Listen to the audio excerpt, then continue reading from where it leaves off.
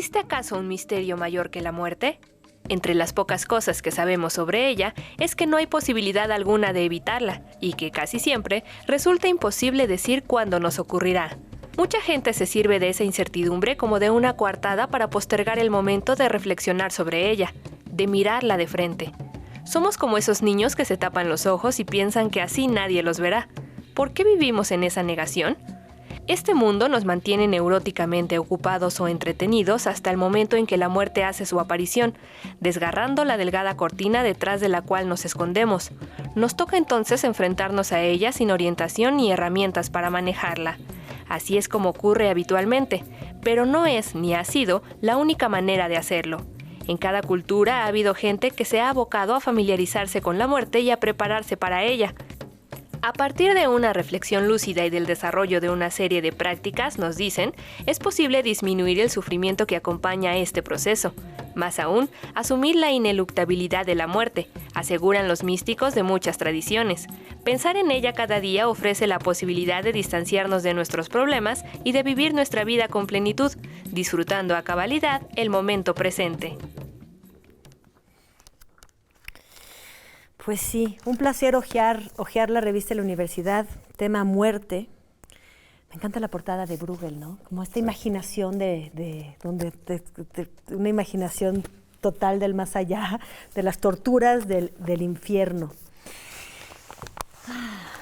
Definitivamente después de la muerte no sabemos nada, solo la imaginación.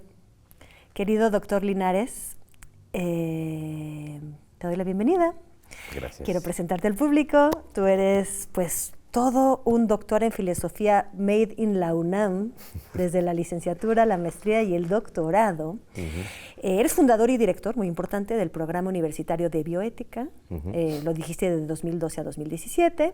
También fuiste director de la Facultad de Filosofía y Letras de la UNAM, por lo que seguramente mucha gente aquí te reconoce. Tus líneas de investigación y docencia son, según la página oficial, ética y bioética, filosofía de la tecnología, ética de la ciencia y la tecnología también. Ahora, bienvenido. Gracias.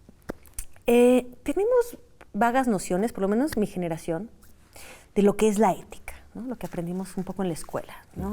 Como esta disciplina filosófica que estudia el bien y el mal, ¿no? Las relaciones con la moral, qué está bien y qué está mal hacer en el comportamiento humano. ¿Por qué es necesaria una ramificación reciente llamada bioética? ¿En qué consiste? Bueno, pues consiste en estudiar y proponer soluciones prácticas para los problemas éticos que surgen en relación con la vida, no solamente con la vida humana, sino con la vida en el resto de la naturaleza. Entonces hay dos líneas de la bioética muy importantes, que serían las cuestiones de la salud, la vida y la muerte en los seres humanos, que obviamente nos atañen a todos, y también la relación de los seres humanos con las demás formas de vida, animales y plantas, y la naturaleza entera. Y la bioética surgió con una vocación, digamos, ecologista, ambientalista, cosmopolita, en autores que trabajaron esto como Potter, que fue el que acuñó, digamos, modernamente el término, aunque había un antecedente en un teólogo, filósofo, Fritz Jarr. Es Potter el que acuña el término con esa idea de es muy bonita la formulación, una ciencia de la supervivencia, porque se trata de mejorar nuestra relación con la naturaleza y con la vida para poder sobrevivir bien. ¿Y la ética tradicional tenía más que ver con cuestiones religiosas, morales? No necesariamente, aunque, digamos, tradicionalmente la ética abordaba estas cuestiones cuando se trataba de la salud humana, ¿no? O del cuerpo humano, sobre todo. Y uno lo puede ver en los textos de Aristóteles, que Aristóteles era hijo de un médico, entonces conocía bien esto. Por cierto que es más fascinante la ética de autores como Maimónides o Averroes, que eran médicos, filósofos y teólogos. Pero no había una conciencia de nuestros deberes, obligaciones con el resto de los seres vivos y la naturaleza. Esto ha ido surgiendo, desde luego, por la crisis ecológica en el siglo XX, aunque hay antecedentes en pensadores en la modernidad, en la Edad Media y la Antigüedad. Claro. Y bueno, pues pasando un poco al tema que nos concierne como bioético, ético y filósofo, nos interesamos en la vida y la muerte. O sea, interesarse en la vida aparentemente es interesarse también en la muerte. ¿Qué tanto control tenemos sobre la muerte? Pues la verdad es que no mucho. Hay que entender la unidad vida o muerte. Esto en muchas filosofías se ha pensado. Ciertamente en el mundo occidental, por influencia de la tradición cristiana, pues tenemos una visión negativa, oscura, relacionamos la muerte con lo lúgubre, con lo negro, los funerales tienen que ser muy tristes.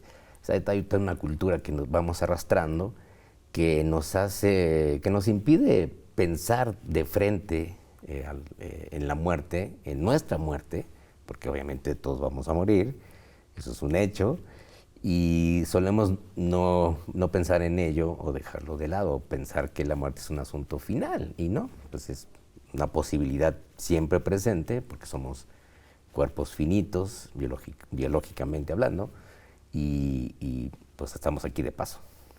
De acuerdo, pero a ver, no sabemos cuándo va a llegar, pero sin embargo hay ciertas muertes que los avances en medicina, en tecnología, podemos aplazar. De hecho, cuando dices todos los humanos vamos a morir, aquí te voy a decir, eso es lo que creíamos o creemos algunos, pero hay quien está tratando de revertirlo. O sea, sí. hay investigaciones, hay mucho dinero metido en investigaciones de inmortalidad. Sí. Se hizo muy famoso creo que como hace 10 años que Google, había ahí como una empresa dedicada a la inmortalidad, que me supongo que es todo un tema ético, ¿no? Sí, es tremendo. Mira, más que inmortalidad, lo que sí se podría avanzar un poco, y hay mucho dinero invertido en esto, no es pura ciencia desinteresada y humanitarista, es en retrasar o eliminar el envejecimiento. Eso es una posibilidad. Entonces, ya hay incluso películas y novelas que hablan de esto. ¿Qué pasaría si las personas no envejecieran? Se morirían de todos modos, pero no envejecer aparentemente daría muchas ventajas. Uh-huh. Esto ya genera un problema porque, por supuesto, que la vejez es una experiencia humana muy importante. Antes tenía mucho sentido en las sociedades tradicionales, implicaba experiencia, implicaba conocimiento, etcétera. Y eso se ha ido perdiendo, y ahora las personas más ancianas quieren seguir siendo jóvenes o parecer jóvenes, cosa que parece muy contradictorio, en efecto, y vivimos en un mundo en el que está dominado por las personas de mayor edad, ¿no? Y esto genera un rompimiento. Entonces no creo que alcancemos jamás la inmortalidad, filosóficamente es imposible, digamos. Okay. Bueno, tenemos que cambiar toda la filosofía, porque se supone que la muerte es el horizonte filosófico, pues sí, ¿no? Lo que nos permite pensar. Pero puede ser que la extensión de la vida humana promedio vaya aumentando. No, y es lo que está pasando, y es lo que iba a decir. Sí. ¿Hasta dónde podemos aplazar? ¿Dónde entra la bioética en este aplazamiento posible de la muerte? Pues ahí está la cosa, porque, a ver, evolutivamente no hay un límite. O sea, ¿cuánto puede vivir un ser humano? El récord creo que sigue siendo 122 años. Hay personas que dicen que en los países más desarrollados, aquellas que nacieron en el siglo XXI van a vivir más de 100 años en promedio en el mundo desarrollado. Y la pregunta es como, ¿para qué? ¿No? Okay. Y si alguien llegara a vivir, imagínate, 150 años, 160 años, pues en principio podría tener no sé cuántas vidas, no debería jubilarse a los 70 años, obviamente, debería seguir trabajando o podría seguir, no sé, teniendo familias o incluso procreando, si fuera el caso, de manera artificial, por supuesto. Entonces, esto es un horizonte que no se ha planteado, ¿no?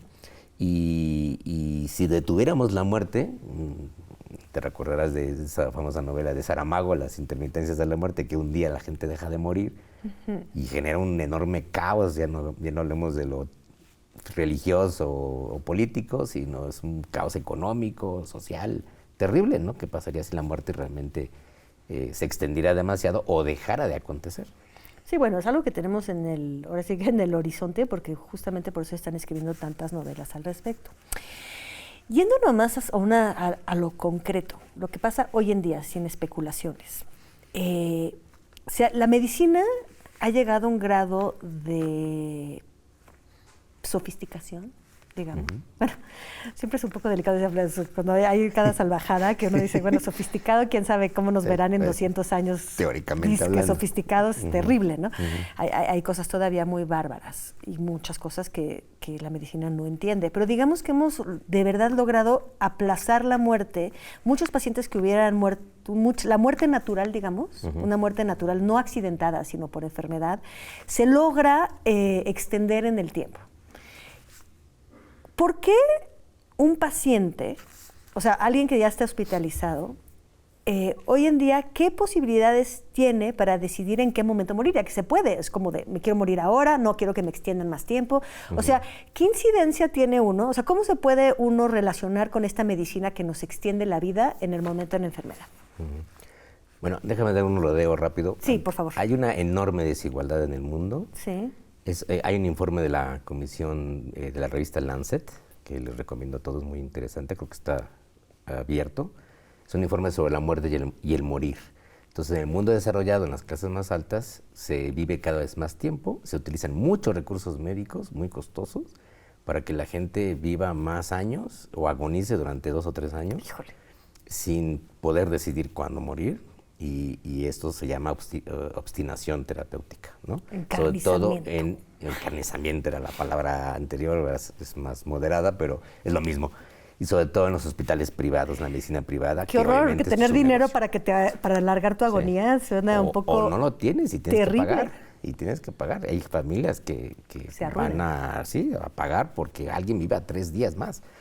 Mientras que el resto del mundo, la gran mayoría, sobre todo en los países menos desarrollados, en México también obviamente, y en los países desarrollados la gente que no tiene acceso a seguros, por ejemplo Estados Unidos, que es el peor país en condiciones de salud, ya lo vimos en la pandemia, del mundo desarrollado, las personas no viven tanto tiempo, están muriendo prematuramente, están muriendo con mucho dolor, con enfermedades muy discapacitantes, está aumentando el cáncer en muchos países también, sobre todo en personas jóvenes. Entonces es una situación de desigualdad terrible. Pero ninguna de las dos opciones suena bien. Por un lado está el dolor y por el otro lado el alargamiento de una agonía. Vamos a irnos a un corte y volvemos sobre este tema, que creo que ya estamos entrando un poco al meollo de lo que nos junta hoy aquí. Nos damos un corte, quédense con nosotros, volvemos prontísimo, 2 minutitos.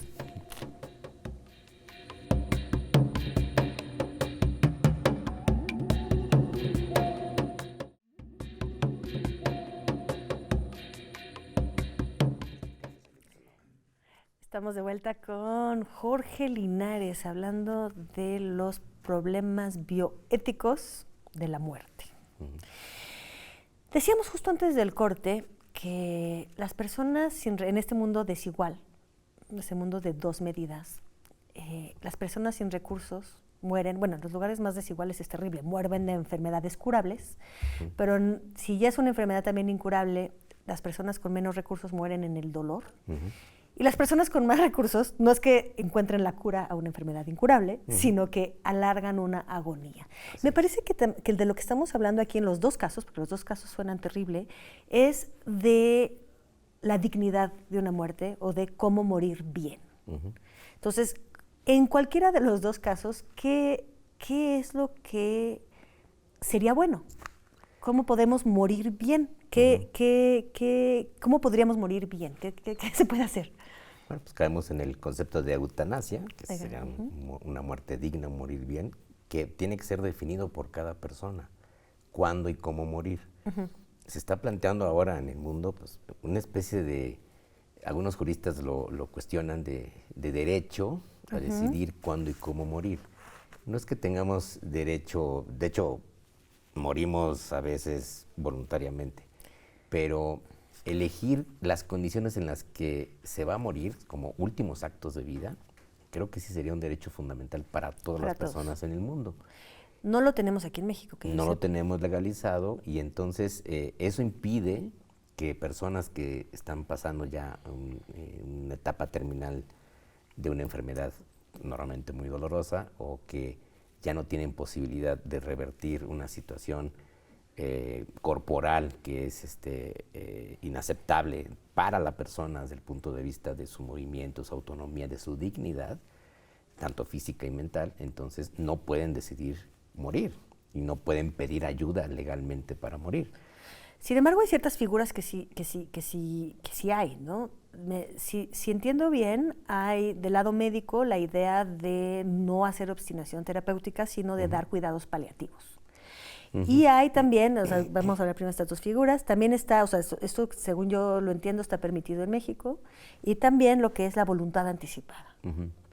Bueno, los cuidados paliativos son eso, son paliar el dolor, pero no siempre se puede, hay un límite. Pero es como ya no, o sea, alguien que ya no puede respirar por sí mismo, tú puedes, en una voluntad anticipada, o el médico puede decir, bueno, ¿se puede decir, mejor vamos a cuidados paliativos? Depende de la relación que se establece entre las médicas y las pacientes. O sea, ¿no? sigue siendo un tema Sí. relacional no legislado. Sí, no está legislado, no hay obligaciones. O sea, tú puedes tener una voluntad anticipada que no tiene ningún valor legal, de hecho. ¿De veras? No, no puedes obligar a nadie a seguir tu voluntad anticipada. Lo registras ante un notario, pero nada más. O sea, nadie sería Pensé que tenía fuerza penalizado. legal. No, no la tiene. Entonces, Porque en la voluntad anticipada, según, de hecho tenemos una infografía en la revista, puedes decidir qué tipo, Sí. qué tipo de cuidados te gustaría tener o no. Si tus Expresar funciones tus vitales no deseos. funcionan, decir, bueno, no quiero que me funcionen, Sí. que me pongan a respirar artificialmente. Si ya no puedo respirar por mí mismo y nunca podré, pues mejor que me dejen morir. eso es. Es que eso en realidad es la renuncia a los tratamientos. O sea, el derecho fundamental de todas las pacientes en el mundo es poder renunciar a un tratamiento. Y eso mucha gente no lo sabe. O sea, está hospitalizada, está ahí con todos los aparatos, tal, y se le ofrecen los tratamientos, los apoyos, y uno puede decidir en cualquier momento, Basta. no. Pero Ahora si sí la que familia insiste, ahí muchas muere. veces se obligan al La familia paciente. insiste, entonces pasa por encima de la voluntad de las personas. Eso en México suele suceder, también en muchos países de cultura cristiana o el mundo iberoamericano pasa. La familia toma decisiones por encima de las personas. Ahora, cuando ya la persona no está consciente, pues entonces es más difícil, porque si no dejó escrito, para eso serviría la voluntad anticipada, que quisiera, pues no hay manera de actuar, ¿no? Entonces, yo diría, uno siempre puede renunciar a un tratamiento y dejarlo por una voluntad anticipada, a ver si hay alguien que le va a hacer caso, y si la familia no se va a interponer o bien a oponer, ¿no? Entonces hace falta procedimientos legales que garanticen que las personas puedan morir en buenas condiciones cuando ya no hay nada que hacer en una etapa terminal, o cuando se trata de un padecimiento que causa un sufrimiento físico y mental insoportable para la persona. Oye, y a ver, digo, me voy a adelantar un poquito porque sé que hay eutanasia si se ha asistido, pero ¿por qué la persona no tiene derecho a morir cuando quiere? ¿Por qué tiene que ser con una enfermedad terminal? O sea, me encantaría saber. Muy buena pregunta. Bueno, en las religiones monoteístas, en las tradiciones abrámicas, el suicidio y el decidir morir por uno mismo es un pecado, ¿no? Y eso se trasladó, pues la verdad, a muchos sistemas legales como primero un Pero delito. es chistoso porque venimos del derecho romano y en la Roma antigua los hombres libres, Sí. libres, nada más los Sí, hombres claro. libres, un esclavo es No, un propiedad, esclavo, una mujer ujú. tampoco no se puede suicidar, pero un hombre libre tenía el derecho y hasta dignamente podía suicidarse, igual que los japoneses, samuráis y etcétera. Así es. Pueden decidir, ¿no? Tienen la gran libertad de decidir en qué momento se van a morir. Sí. ¿Cómo es posible que herederos del derecho romano? Pues no, pesó más la tradición cristiana y entonces fue ilegalizado, era un delito en muchos códigos penales. Ahora no es un delito, no se castiga a la persona, sobre todo cuando falla, obviamente, ¿no? Pero sí se castiga a quien ayuda a morir. Híjole. Entonces en la ley mexicana todavía existe la pena por homicidio, le llaman por piedad. O sea, si tú me ayudas a morir a mí, tú estás cometiendo un homicidio, aunque sea piadoso, según la ley mexicana, y eres culpable de un delito. Y qué terrible. ¿Y crees que no se avanza en esto, que nos parece tan absurdo porque no se habla demasiado? Porque no, Sí. no se nos olvida o Es un mientras tema no lo tengamos tabú. presente.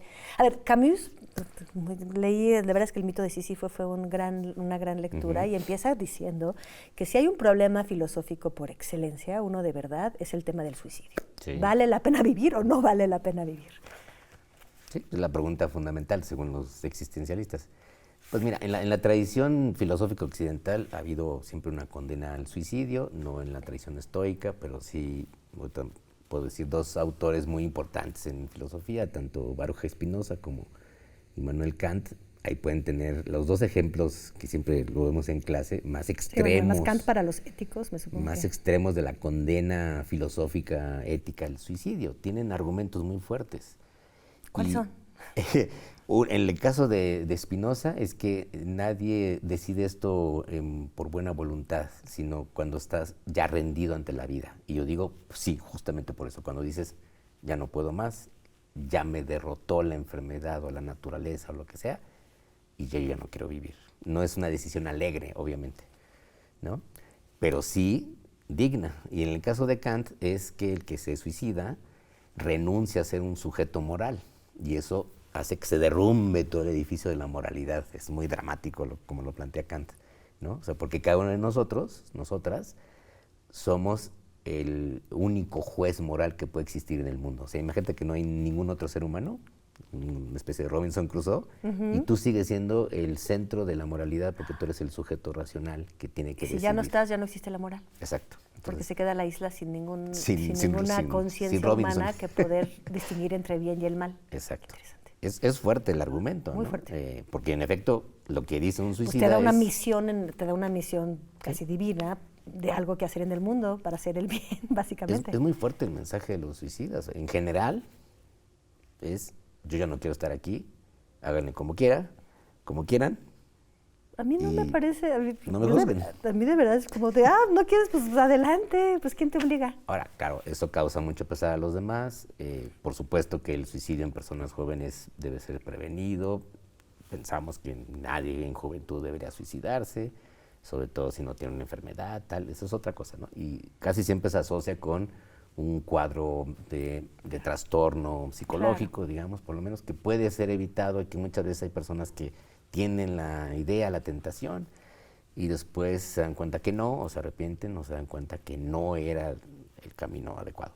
Pero en el caso de la enfermedad, que no solo es la enfermedad terminal que conste, sino puede ser un padecimiento muy grave, irreversible, que te incapacita, que te quita la dignidad, que dices, yo así no quiero vivir. Por ejemplo, sería alguien, no sé, me imagino a alguien que no puede caminar y no puede ir al baño. Una esclerosis múltiple.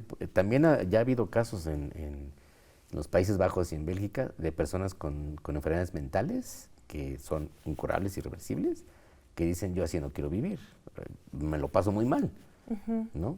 Así no. Y es como cuando estás en una fiesta, aquí yo ya no quiero estar, ¿no? Todo el mundo se está divirtiendo mucho, a lo mejor, o no, pero yo ya no quiero estar así, porque no lo gozo, eso no es vivir, todo el mundo lo entendemos, ¿no? Y entonces, el suicidio siempre es, ¿cómo decirlo?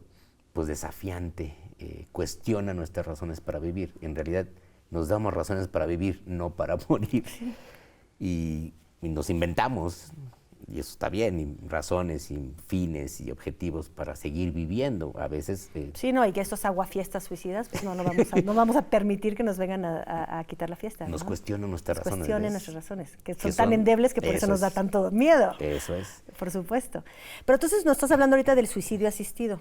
Sí, en el caso del suicidio asistido, la diferencia con la eutanasia simplemente es que cuando se legaliza el suicidio médicamente asistido, la persona obtiene ayuda de un personal médico capacitado, profesional, para morir igualmente tranquilamente, pero es ella misma la que se administra una sustancia letal, De acuerdo. con una sedativa, obviamente. Entonces tiene mucho menos responsabilidad o caso de conciencia el médico en tal Eso caso. es importante porque entonces el que hace la acción para morir es la persona que quiere morir. Claro. En caso de la eutanasia, pues sucede sobre todo que alguien no quiere hacerlo por sí mismo o No no puede. puede, y entonces requiere que alguien más, personal médico capacitado, administre las sustancias. Oye, y trabajas mucho de la mano, Vi, o sea, está acá en el programa, por eso apuro un poco esta pregunta. Trabajas muy de la mano en el programa de posgrado de la Facultad de Medicina. ¿Cuál es la postura que prevalece entre médicos en este tema? Híjole, pues es contradictoria, y bueno, en los países iberoamericanos, sobre todo de tradición cristiana, pues muchas personas médicas siguen teniendo mucha reticencia y mucha dificultad para enfrentar este tema, ¿no? Y están a veces en contra de la eutanasia. Por eso en las leyes de todos estos países, de las más recientes en España, que es un país pues, culturalmente muy próximo a nosotros, se ha garantizado la objeción de conciencia para que el personal médico diga, yo no le entro a eso, háganle como quieran, pero Sí. yo no puedo porque no coincide con mis convicciones morales, en el fondo son religiosas, yo creo. Pero Entonces bueno, cambias de médico, cambias de en médico. tal caso. De acuerdo. Pero ahí la ley te tiene que garantizar que cuando ya se estableció un derecho, por eso es muy Lo puedes importante, ejercer. tú lo puedes exigir y decir, a ver, bueno, este médico no, era mejor mi médico actual, mi confianza de Pero toda la ahí vida. hay otro de pero- esos problemas éticos horribles. Ah, no, Sí. el asesino de este hospital es ese. Y sí puede suceder eso, que ha pasado, pues que... ¿No? Que ya hay el designado. El médico, la Terrible. médica era amigo incluso, y de repente, oye, yo no le entro eso, búscate otra persona. Muy bien. Eso es un derecho también de decir, yo no quiero De participar. los médicos que también tienen. Híjole, qué tema complicado, muy complicado. No hemos terminado el tiempo, pero creo que le pudimos... La verdad es que siento que no podríamos hablar de este tema muy, muy, muy largamente. Sí es bueno, para mí es uno de los temas más fundamentales de la existencia hoy en día. Muchas gracias. No, hombre, a Linares, ti. por Gracias. venir. Y bueno, pues gracias a ustedes hemos concluido un mes dedicado a pensar en la muerte. Y por favor que no se queden un mes. Piensen, planifiquen, integren la muerte en su vida. Va a venir y es bueno, ¿no? Pensar en la muerte. Es filosófico. Muchísimas gracias y nos vemos la próxima semana.